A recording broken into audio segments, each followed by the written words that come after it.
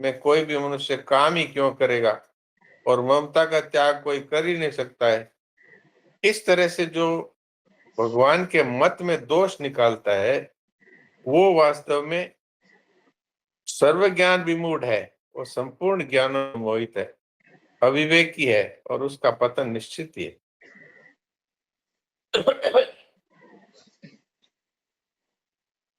भोग और संग्रह की इच्छा वाले जो मनुष्य शरीर, इंद्रिया, मन, बुद्धि एवं सांसारिक पदार्थों को धन, जमीन, मकान, कुटुंब इत्यादि को अपने और अपने लिए मानते हैं और सब कुछ अपने लिए ही करते हैं, वे वास्तव में भगवान के मत के विरुद्ध चलने वाले। इसलिए भगवान उनको कहते हैं कि वो सब ज्ञानों में मोहित रहते हैं। कौन सी ज्ञान? सांसारिक ज्ञानों, हवाई जहाज, रेडियो और कार और टेलीविजन, इस तरह के आविष्कार करके मानते हैं कि हमने बहुत बड़ा काम कर दिया और तरह तरह की कलाओं को, शिल्प कला, चित्रकला, मंत्र तंत्र इत्यादि और विलक्षण विलक्षण चमत्कार दिखाने में वो मानते हैं कि हम बड़े भारी ज्ञानी हो गए।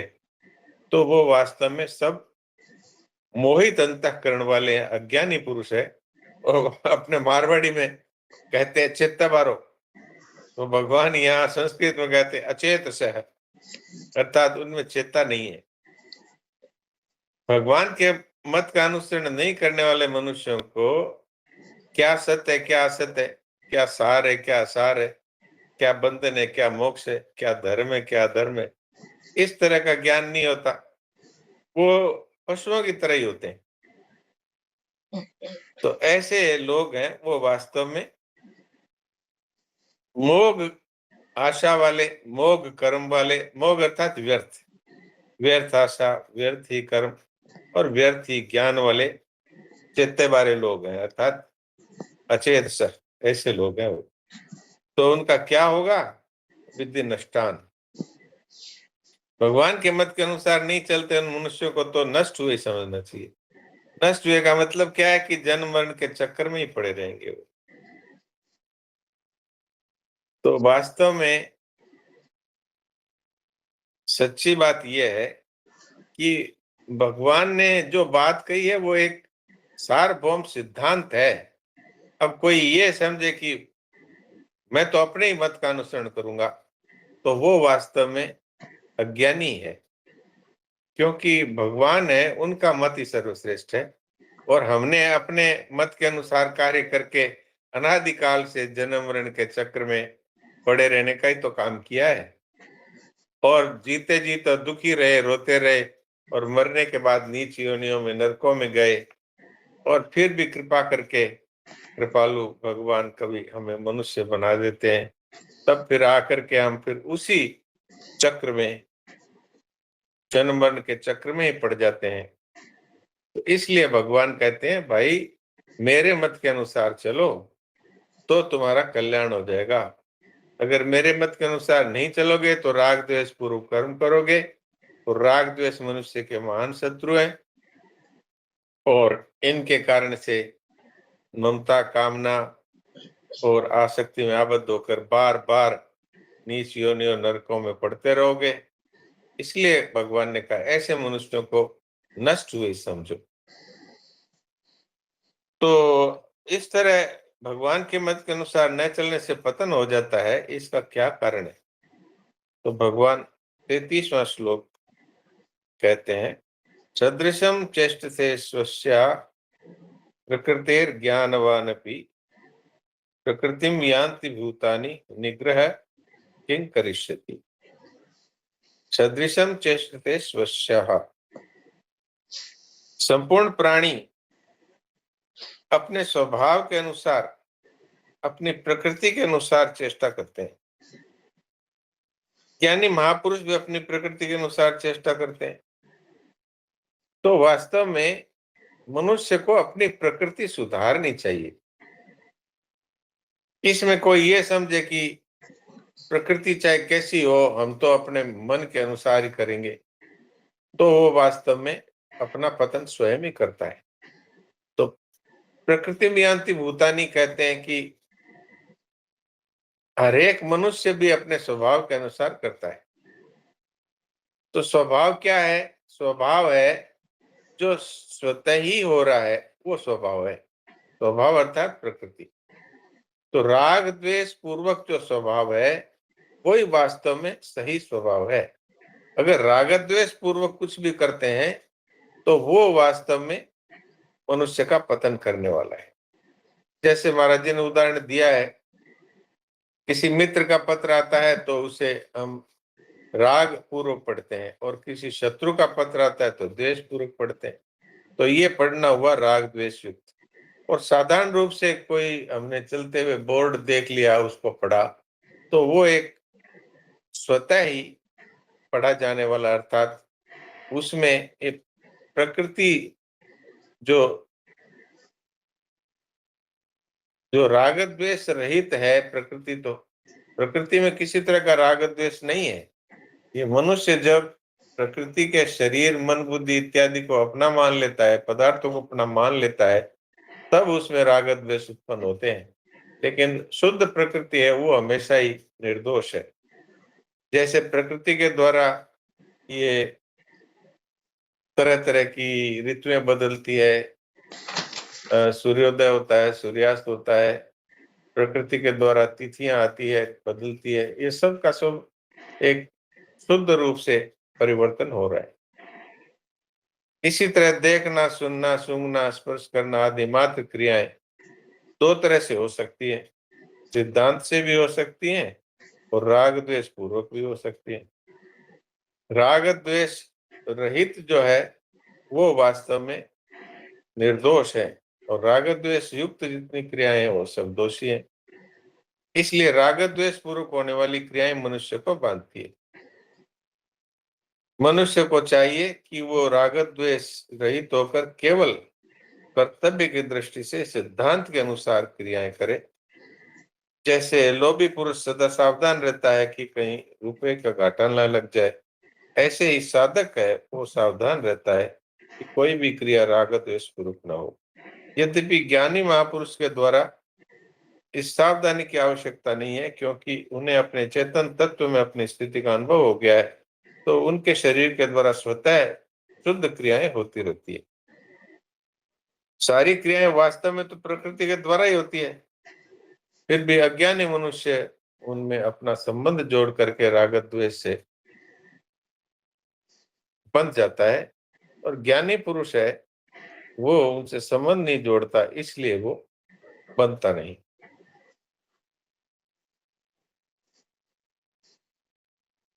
जो पहले बात आई थी, दो तरह का अहम होता है, उसी को प्रकारांतर से आज फिर महाराज जी यहाँ बता रहे हैं। राग माने हुए अहम में रहता है, मन, बुद्धि, इंद्रियों, तो इंद्रियों के विषयों में दिखाई देता है।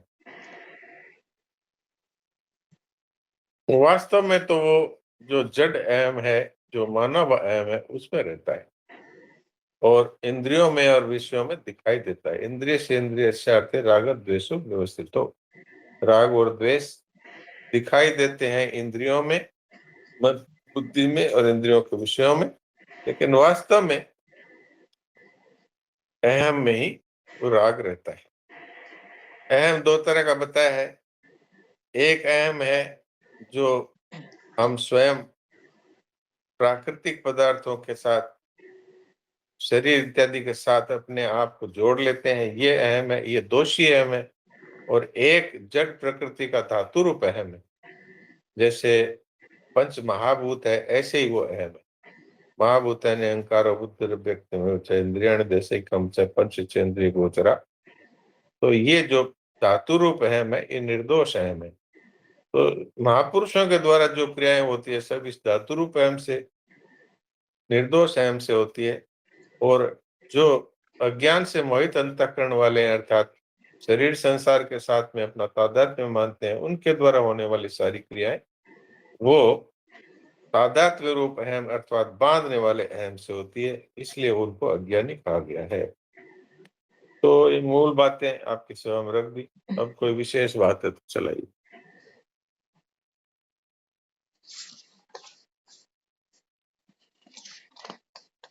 प्रणाम डॉक्टर साहब। प्रणाम। डॉक्टर साहब, ये पहला वाला है, हम तो समझ में आ गया, ये शायद छिज्जड़ ग्रंथि वाला कि मैं डॉक्टर हूँ या हाँ मैं शरीर हूँ, मैं वो हूँ, हाँ हाँ है ना। और ये हाँ। दूसरा वाला मेरे को समझ में नहीं आया। दूसरा वाला वो है कि जैसे महापुरुष हैं, वो भी तो ये बोलते हैं कि अब मैं सत्संग में जाऊंगा, तो वो कौन सा मैं है? क्योंकि उनका वो जो दोषी है मैं, वो तो मिट गया। अर्थात वो शरीर अच्छा, को, संसार को, पदार्थों को अपना मानते ही नहीं। फिर भी वो यही कहते हैं कि अब मुझे सत्संग में ले चलो, और ये भी अच्छा, वो कहते हैं कि वो मेरी बात व्यवहार पे सुनो। नहीं कहना इसलिए हाँ, कहते वो हैं ना। जो व्यवहार के लिए है, वो ही जी, वास्तव में हाँ वो हाँ निर्दोष आया। है। हाँ, जैसे मन धन्यवाद। बुद्धि इंद्रियां है ना, ऐसा ही वो है। जी जी डॉक्टर साहब।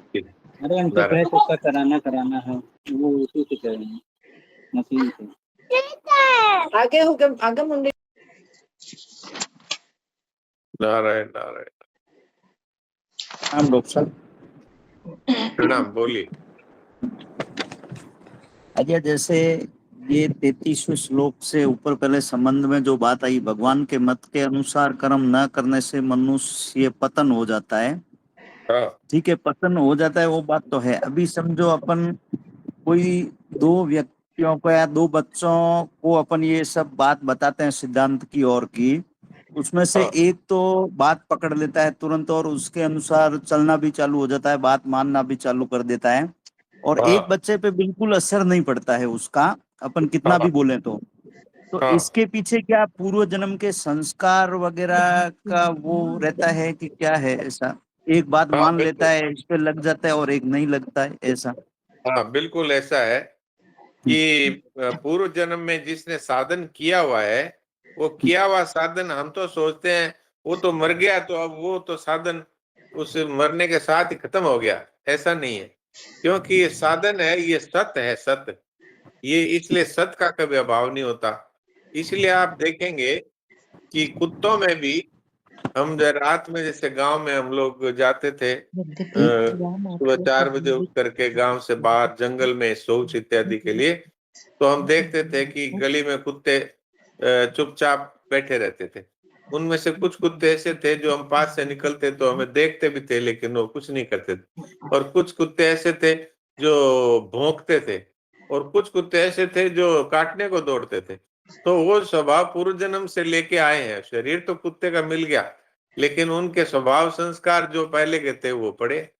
तो इसलिए ये जो जो शांत रहने वाले बच्चे होते हैं, जो सरलता से बात को समझ लेते हैं, नम्रता पूर्वक बातचीत करते हैं, वो पूर्व जन्म में उन्होंने वो साधन किया हुआ है। इसलिए वो ये साधन संबंधी बातों को, भगवत संबंधी बातों को छोटे बच्चों में, मैं अपने परिवार में भी देखता हूँ कि छोटे बच्चों को कहते हैं कि आओ कीर्तन करते हैं, राम राम करते हैं, तो एक बच्चा तो झांझ हाथ में लेके बजाने लगता है और कीर्तन करने लगता है, और दूसरा बच्चा है वो ये कहते ही उठ के भाग जाता है। तो ये वास्तव में पिछले जन्म के जो साधन किए हुए हैं, असाधन किए हुए हैं, जैसा अच्छा बुरा स्वभाव है, वो जरूर उसके लिए वो दिखता है। यद्यपि इस स्वभाव को इस जन्म में सुधारा जा सकता है। तो बार बार कोशिश करने से, अथवा उनको किसी प्रकार का लोभ दे करके भी उनको सत्संग में बिठाना चाहिए, उनको ये बातें बतानी चाहिए, बातें समझा के दोबारा से पूछनी भी चाहिए।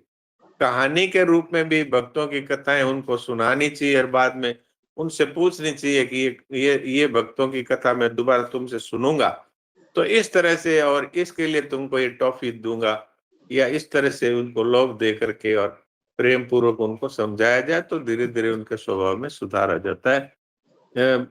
गोस्वामी जी ने भी कहा, सट सुधर रही सतसंगति पाई। जो मूर्ख हैं, दुष्ट प्रकृति वाले हैं, वो भी सत्संग से सुधर जाते हैं। तो इसलिए इसमें आपने कहा वो ठीक ही बात है, पिछले जन्म के संस्कारों से ऐसा होता है, लेकिन हम लोगों को कोशिश करते रहना चाहिए जिससे कि उनका सुधार हो। नारायण। ठीक है डॉक्टर साहब। नारायण, प्रणाम। डॉक्टर साहब प्रणाम। नारायण नारायण। प्रणाम।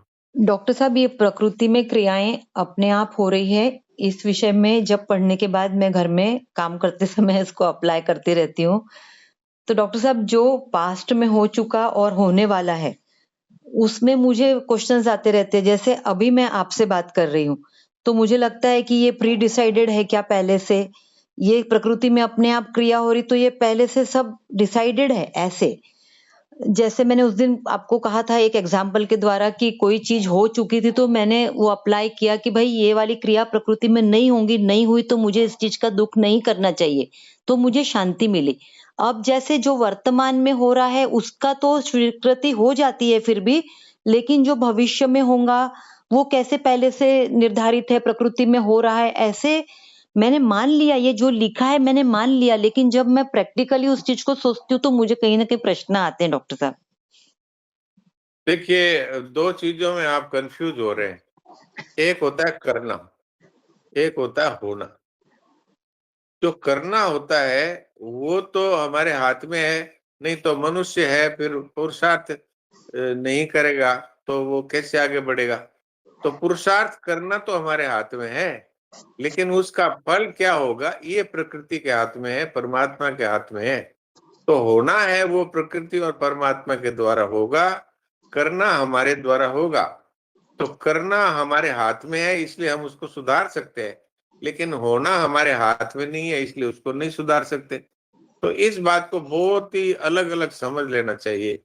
ये नहीं सोचना चाहिए कि प्रकृति सब कुछ करती है, कराती है, इसलिए मेरे द्वारा जो भी कुछ क्रियाएं होगी भविष्य में वो तो सब प्रकृति के द्वारा पहले से ही डिसाइडेड है, इसलिए ऐसा होगा। नहीं, प्रकृति के द्वारा डिसाइडेड है, जो होना है वो। जैसे व्यापार करना है वो प्रकृति के द्वारा डिसाइड नहीं है, वो आप करेंगे, लेकिन उसमें नफा या नुकसान होना है वो प्रकृति के द्वारा डिसाइड है। ये बात है। अगर ये बात करने से आपके समझ में आ गई तो ठीक है, नहीं तो फिर बताइए। डॉक्टर साहब, मतलब कर्म मुझे करना है और फल डिसाइडेड है। हाँ, फल डिसाइडेड है, लेकिन और कर्म है वो करने का हमको अधिकार है। इसलिए कई बार हम बुरे कर्म भी करते हैं, चोरी कर लेते हैं, लेकिन फिर उसका फल है वो डिसाइडेड है कि वो फल आपको चाहे तो इस जन्म में मिल जाएगा, और चाहे अगर इस जन्म में आप किसी तरह चालाकी से छूट भी गए तो वो आप दूसरे जन्म में अथवा इसी जन्म में बाद में मिल जाएगा, लेकिन वो मिलेगा जरूर। तो इसलिए कर्म करने में वो प्रकृति है वो हमें बाध्य नहीं करती। प्रकृति खाली हमें शक्ति देती है। जैसे हमें चलना है तो हमारे पाँव में शक्ति है, हम चल पाएंगे। अगर शक्ति नहीं हो तो नहीं चल पाएंगे। तो वो शक्ति है वो प्रकृति है। वो प्रकृति वो खाली जिसे जैसे बिजली है वो आपको पावर दे देगी। उससे आप चाहे बर्फ जमा लें, चाहे आप उससे अंगीठी जला लें, और चाहे अपना हाथ से उसको पकड़ के मर जाए, शरीर को खत्म कर ले। तो ये वो शक्ति है। जी जी डॉक्टर साहब, तो प्राप्त परिस्थिति जो है उसका सदुपयोग हमको करना है बेस्ट, जैसे आपने हाँ अभी बिजली का उदाहरण हाँ दिया। हाँ और दूसरी बात, जो अर्जुन को भगवान बोले थे कि मेरे द्वारा सब कुछ पहले से किया हुआ है, तुमको तो मैं सिर्फ निमित्त बना रहा हूँ। हाँ तो ये वाली चीज हाँ, ये उन्होंने इसलिए कहा कि अर्जुन ने कह दिया ना मैं तो युद्ध नहीं करूंगा। तो भगवान ने कहा अरे भैया, ये तू युद्ध नहीं करेगा तो भी ये सारे के सारे जो योद्धा दिख रहे हैं ना, इनमें से अधिकतर मरने वाले ही हैं, मेरे द्वारा सब मार दिए गए हैं। एक प्रकार से अर्जुन के साथ बहुत अधिक प्यार था ना, इसलिए भगवान ने कह दिया कि तू सोचता है क्या कि तू छोड़ के भाग जाएगा तो ये मरेंगे नहीं, ये तो सब मरेंगे। तो ये कहने का तात्पर्य है भगवान का कि भविष्य है उसको मैं देख रहा हूं, लेकिन तू नहीं देख रहा है। तू सोचता है कि मैं चला जाऊंगा तो ये मरेंगे नहीं, ये सब मरेंगे। हाँ, तू अपना कर्तव्य छोड़ के चला जाएगा तो तू दोष का भागी होगा। तो भगवान तो त्रिकालदर्शी है इसलिए जानते हैं, लेकिन हमें ये सोच करके और नहीं बैठ जाना चाहिए कि जो होना है वो पहले ही भगवान का किया हुआ है इसलिए हम तो कुछ करेंगे ही नहीं।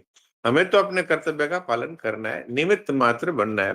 होगा तो वही जो भगवान ने पहले से गढ़ रखा है हमारे जीवन में। होय सो होय राम रचि राखा। जो होने वाली चीज है वो भगवान ने पहले ही रच करके रखी हुई है, पर करने में तो हमारी सावधानी रहनी चाहिए। अकर्मण्यता भी नहीं होनी चाहिए और राग द्वेष पूर्वक भी नहीं करना चाहिए। हमें तो बिल्कुल सिद्धांत के अनुसार अपने कर्तव्य का पालन करना चाहिए। होना है वो भगवान के द्वारा पहले से रचित है। जी। जी डॉक्टर साहब, समझा बहुत अच्छे से डॉक्टर साहब, बहुत-बहुत धन्यवाद, प्रणाम। नारायण, नारायण। प्रणाम प्रणाम। हाँ, महाराज जी राम राम। राम राम।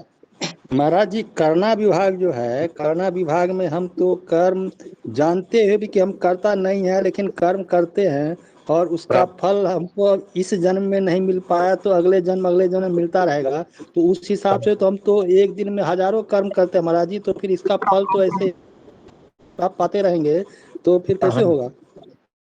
हाँ, तो पाते रहेंगे यदि हम राग द्वेष पूर्वक करते हैं, फल की इच्छा से करते हैं, कर्मों में आसक्ति ममता इत्यादि रख करके कर्म फल को चाहते हुए करते हैं, तो हम बंधेंगे। यदि हम केवल संसार के परिवार के या शरीर के हित के लिए करते हैं तो हम नहीं बंधेंगे। हम तो जब ममता कामना युक्त होकर फल की इच्छा रखते हुए करेंगे, कर्मों में आसक्ति रखते हुए करेंगे तो बंधेंगे। नहीं तो चाहे हजारों कर्म स्वतः हो ही रहे हैं, शरीर में एक एक कीटाणु है, जो हमारे शरीर का एक एक कण है, उसमें अत्यंत सूक्ष्म क्रियाएं होती ही जा रही है। तो हजारों क्या लाखों क्रियाएं हो रही है, पर उससे हमको कोई पाप पुण्य नहीं होता। लेकिन हम जो राग द्वेष पूर्वक कहते हैं ये मैं करता हूं, जैसे आपने किसी को देखा वो हिंसा कर रहा है, तो आपको देखने मात्र से पाप नहीं लगेगा, लेकिन यदि आपने कहा कि बड़ा अच्छा है उसने उसको मार दिया, तो फिर आप भागी हो जाते हैं, नहीं तो आप भागी नहीं होते। जी। महाराज जी, कर्म करके भगवान को समर्पित कर दे महाराज जी, हमको ज्ञान अज्ञान में जो हो गया आपको समर्पित। हाँ हाँ, दोनों बातें हो सकती है इसमें। श्रद्धेय सेठ जी ने एक बार ये बात कही थी और ये गीता में भी लिखी हुई है। ये कही थी कि आप अपने सारे पुण्य कर्म आज तक, जब से आप जीव रूप से इस सृष्टि में आए हैं, तो जितने भी आपने पुण्य किए हैं वो आप सच्चे हृदय से भगवान को दे दो। सारे पुण्य प्रभु आपको समर्पित है, तो भगवान आपके सारे पापों को नष्ट कर देंगे। आज तक इस क्षण तक जितने भी पाप हुए हैं, तो ये कितना अच्छा है। भगवान को समर्पित, भगवान मैंने जितने पुण्य किए हैं वो सब मैं आपको समर्पित करता हूँ। तो भगवान कहते हैं मैं तेरे सारे पापों को नष्ट कर दूंगा। शुभाशुभ फले रे मोक्ष से कर्म बंधन ही, सारे कर्म बंधन से मैं तुझको छुड़ा दूंगा। तो ये शुभ और शुभ जो कुछ किया है वो सब का सब मैं पूरा नष्ट कर दूंगा। तो ये सौदा आप कर सकते हैं भगवान से। जी महाराज जी, प्रणाम। प्रणाम प्रणाम। डॉक्टर साहब, उसमें एक शर्त ये नहीं रखी हुई है क्या, आगे नहीं करूंगा मैं कोई भी ऐसे ऐसी गलत काम तो? ये तो रखी है, ये तो रखी है। ये तो गंगा स्नान पे भी रखी हुई है। कोई मनुष्य कहता हाँ है कि अभी तक जो पाप किए हैं मैं गंगा जी में धो लूंगा और फिर नए पाप करूंगा, तो पिछले तो सारे के सारे वज्रलेप हो जाएंगे और फिर नए हैं उनके डंडे और खाने पड़ेंगे। भगवान के ये पोल नहीं चलती है कि माफी मांग ली तो भगवान ने माफ कर दिया, फिर अब हम नए पाप करेंगे, तब नहीं होगा। ये तो बिल्कुल ठीक है। एक वो बात अभी आप बता रहे थे तो डॉक्टर साहब, वो बहुत टाइम बाद समझ में आई। पहले स्वामी जी के प्रवचन में सुनते थे भाई भगवान की मर्जी के बिना पत्ता भी नहीं हिलता, तो फिर महाराज जी ने कहा पत्ता हिलता तो नहीं है, हिलाता नहीं है, ऐसा नहीं कहा है। हम सोचे ये हिलता नहीं हिलाता नहीं क्या है, अब समझ में आई ये बात। तो बिल्कुल अच्छी बात है, आप थोड़ा और क्लियर कर दो। हाँ, बिल्कुल बात यही है कि भगवान के जैसे कोई कहता है कि भाई अभी जो गाय कट रही है, तो ये गाय कट रही है तो भाई इतनी सारी गायें इकट्ठी हो जाएगी तो फिर पशु ही पशु हो जाएंगे, तो इसलिए अगर इनको मारा जाए तो जो अनुपयोगी पशु है इनको काट दिया जाए तो क्या हर्ज जाए। तो वो बिना कुछ किए ही गो हत्या का भागी हो गया। तो भगवान के द्वारा जो कुछ भी हो रहा है, कितने ही जीव मर रहे हैं, लेकिन उसमें आपको दोष नहीं लगता। लेकिन यदि आपने उसमें सहमति दी तो भी दोष लग जाएगा, और यदि आप खुद मार रहे हैं तब तो दोषी है ही। तो इसलिए भगवान है, उनकी मर्जी के बिना पत्ता नहीं हिलता, लेकिन भगवान हमारे द्वारा कोई भी पाप नहीं करवाते, हिलाते नहीं है। वो अपने आप जो होता है उसके लिए दोषी नहीं। जी। भगवान से ठगाई नहीं चलती हमारे, हम भगवान को नहीं ठग सकते, दुनिया को तो ठग ले, हाँ, भगवान के से सामने नहीं ठगाई होगा। वो तो सर्वज्ञ है ना, सर्वज्ञ के सामने आपकी चालाकी नहीं चल सकती। हाँ, चालाकी या चतुराई कह सकते हैं, ठगाई नहीं, तो उसके वो नहीं चलती भगवान के सामने। तो जितना नम्र रहोगे उतना ही ठीक बात है। हाँ हाँ, बालिन तो ने भी यही कहा था, आपके सामने हाँ, मेरी चलन चलन चातुरी मोर जी। डॉक्टर साहब 4:05 ऊपर हो गया है। बस तो अब हाँ, तो अब बुलाओ, अब तो बोलाओ जय। देवकिशन जी जय बुलाओ, फिर बात सही है। अब आज यही समापन हाँ, करते हैं। सियावर रामचंद्र भगवान